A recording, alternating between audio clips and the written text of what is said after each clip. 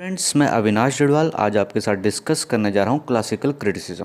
दोस्तों, इस टॉपिक को हम स्टेप बाय स्टेप कवर करेंगे एंड इन ईजीएस्ट वे आपके पूरे डाउट्स क्लियर करते हुए from examination point of view हम इसको कवर करेंगे। दोस्तों, स्पेशली टॉपिक रहेगा इग्नू MEG 5 स्टूडेंट्स के लिए। दोस्तों, सबसे पहले हम वर्ड को समझेंगे, क्लासिकल को। देखो दोस्तों, क्लासिक एक वर्ड है, एक वर्ड क्लासिकल है। तो क्लासिक का मीनिंग हम एग्जाम्पल के साथ समझते हैं। जैसे आप किसी टीवी शो में डांस परफॉर्मेंस देखते हैं तो आप बोलते हैं, वाकई जज बोलता है या आपको भी अच्छी लगती है तो बोलते हैं this dance performance was classic. Classic performance means उच्च स्तरीय परफॉर्मेंस, हाई स्टैंडर्ड। तो दोस्तों, ये वर्ड हम आज के समय में भी यूज़ कर सकते हैं, लेकिन जब क्लासिकल की बात होती है तो it is more specific word. इसका जो मीनिंग है is a very specific and means anything which is related to ancient Greek और रोमन टाइम्स। सो दोस्तों, क्लासिकल क्रिटिसिज्म जाता है सीधा एंशियंट समय में, ग्रीक और रोमन समय में। तो दोस्तों, उस समय के जो फेमस मतलब लोग थे वो कौन थे? सोक्रेट्स, उनके शिष्य प्लेटो, प्लेटो के शिष्य अरिस्टोटल, फिर लॉन्जिनस एंड होरेस आ जाएंगे। लेकिन इस पर्टिकुलर जो हमारा MEG का सब्जेक्ट है, इसमें प्लेटो एंड अरिस्टोटल की बात करेंगे। सो दोस्तों, प्लेटो जो थे अरिस्टोटल के गुरु थे। तो इस टॉपिक में हम आगे प्लेटो के बारे में उनके व्यूज़ को समझेंगे। दोस्तों, लिटरेरी क्रिटिसिज्म की शुरुआत हुई थी वेस्टर्न वर्ल्ड में एंशियंट ग्रीस के समय से, और उस समय के जो मेजर लिटरेरी क्रिटिक्स थे वो प्लेटो, अरिस्टोटल, होरेस एट्सेट्रा। बट हम पर्टिकुलरली बात करेंगे आज प्लेटो की। प्लेटो जो थे वो एथेनियन फिलोसफर थे। He was also the founder of the Platonist school of thought and the Academy, जो कि फर्स्ट इंस्टीट्यूशन था of higher learning in the western world. दोस्तों, प्लेटो जो हैं उन्हें एनिमी ऑफ द आर्ट भी माना जाता है, क्योंकि उनका मानना था कि ऑल फॉर्म्स ऑफ आर्ट जैसे पेंटिंग, पोइट्री, ड्रामा एट्सेट्रा जो हैं वो सारे के सारे इन्फीरियर हैं और एक इमिटेशन है एक इम्परफेक्ट वर्ल्ड की।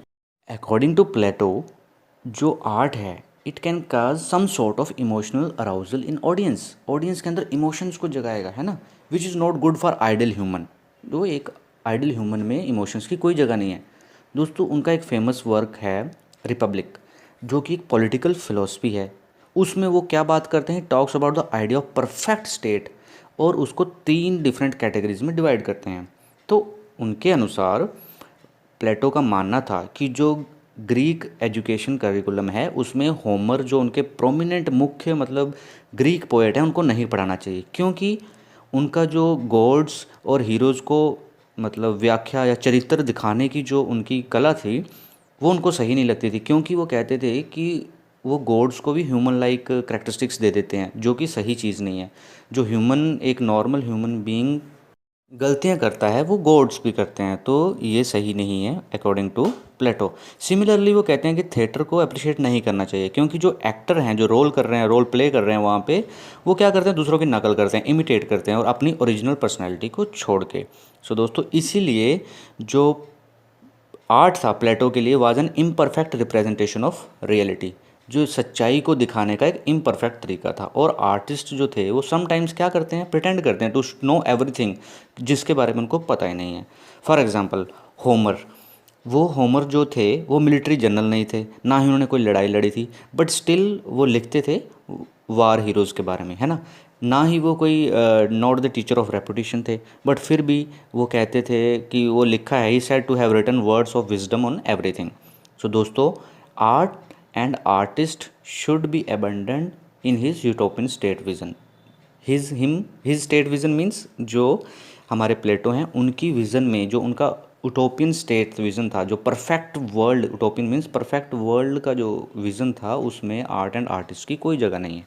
फ्रेंड्स, प्लेटो जी मानते थे कि जो आर्ट है it is 2 step far from the reality and closer towards the ignorance. दोस्तों, इतना काफ़ी है क्लासिकल क्रिटिसिज्म में प्लेटो के बारे में जानना और उसका basic introduction for IGNOU students. And next Aristotle theory of tragedy हम पढ़ेंगे, जिसमें 6 एलिमेंट होंगे, उनको कवर करेंगे। उसमें से क्वेश्चन पूछा जाता है एग्जाम में। यही 2 बेसिक इंपॉर्टेंट चीज़ें हैं, इतना जान लेंगे तो आप इसका क्वेश्चन अटैम्प्ट कर सकते हैं। फ्रेंड्स, अच्छे लगी हो ये जानकारी तो please like, share and subscribe. Thank you very much.